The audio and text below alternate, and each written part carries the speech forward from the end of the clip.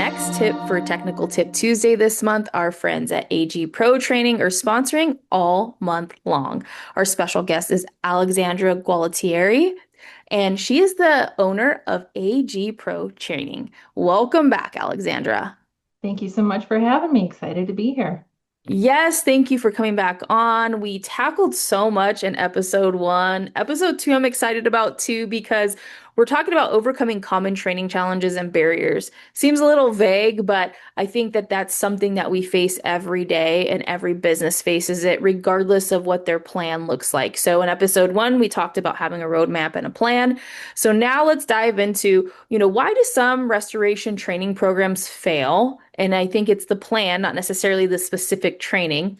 And what practical steps can the leaders of those organizations take to overcome the common barriers like time, budget, and employee engagement? Sure. It's pretty common for most people to think if a training program fails, it must have been a bad instructor, a bad class, or the wrong content, but I don't think that's true. The biggest reason that training fails is because companies expect the classroom to do all the work. But you can't expect 8 hours or 2 or 3 days in a classroom to permanently change behavior. Learning doesn't work that way, not for kids and not for adults. Training usually fails because of what happens before and after the classroom. So, some of the barriers, first barrier is no clear purpose. You just tell your team, hey, Joe, go take WRT. But why? What problem are we solving? What are the expectations? What are the learning goals? Employees should know why they're being sent to different trainings. Is the company expanding into new services? Is there a specific skill gap? Adults learn better when they understand the purpose behind that training. The second barrier to success is no reinforcement. Knowledge fades over time. It's like a muscle. If you don't use it, it atrophies. So you need to put into practice immediately the things that you've learned in the classroom. So coaching in the field is really critical and creating opportunities for your techs to apply those new skills right away.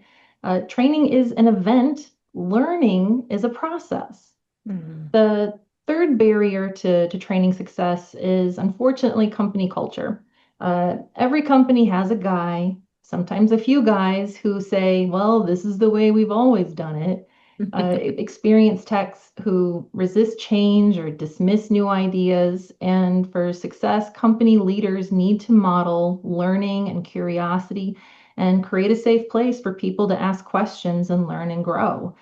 If someone comes back from class excited to try a better process or a new idea, and their coworkers immediately tell them that's not how we do it here, you've just undermined the entire training investment.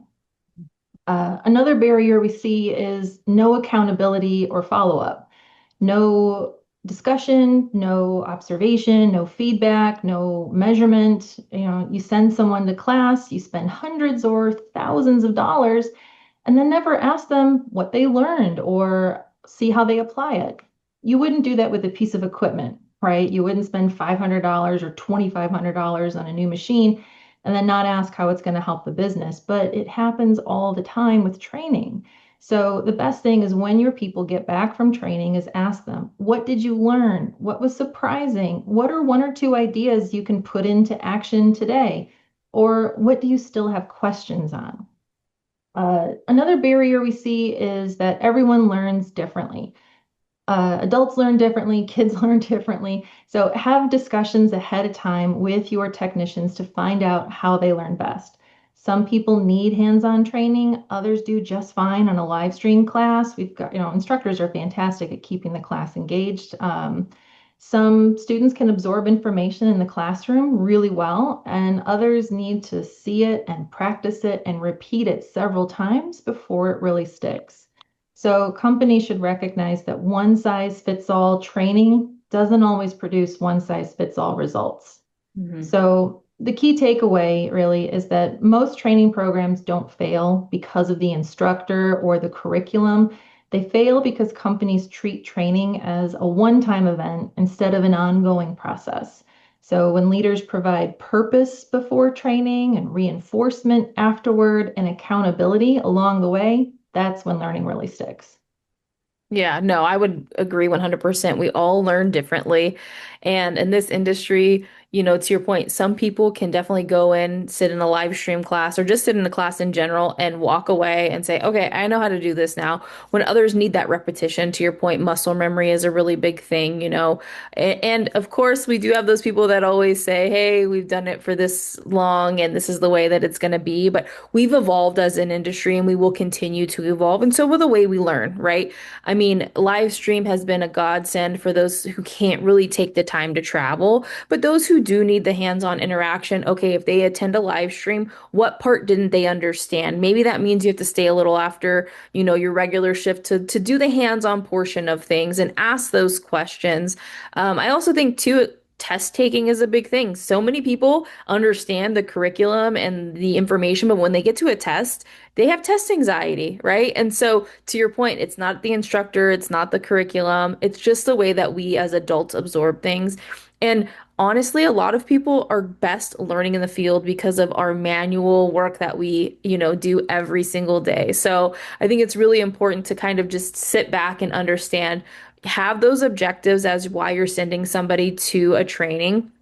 And also leverage them when they come back to share with your other team members what has changed since Joe took WRT 20 years ago. Are there new tools? Are there new technologies? Are there new calculations?